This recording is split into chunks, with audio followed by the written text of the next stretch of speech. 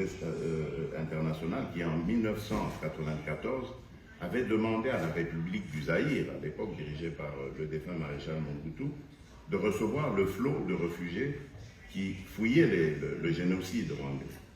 Eh bien, figurez-vous que c'est depuis cette période que mon pays tire le diable par la queue. Nous vivons de misère en misère. C'est vrai que nous avons tous compati au génocide qui a frappé le peuple frère du Rwanda en 1994, qui a fait plus ou moins 800 000 à 1 million de morts.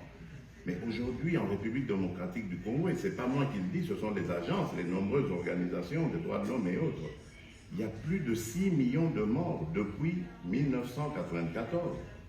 Des morts innocents, des gens qui n'ont pas demandé à subir ce genre de violence. Il y a énormément de femmes qui sont violées tous les jours.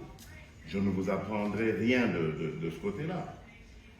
Aujourd'hui, nous sommes un des pays au monde qui a le plus grand nombre de déplacés internes.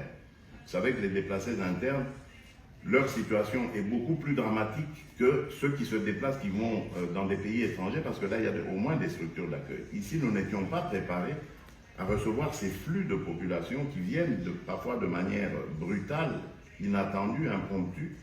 Et nous devons faire face à tout ça. Mais que peut faire la communauté internationale de manière réaliste? De manière réaliste, puisqu'on parle de la situation d'aujourd'hui, c'est d'abord de demander au Rwanda de cesser de soutenir cette force, en fait, qui n'est qu'un paravent, mais qui cache en fait la vraie intention du Rwanda, la vraie action du Rwanda, qui est l'invasion de la République démocratique du Congo.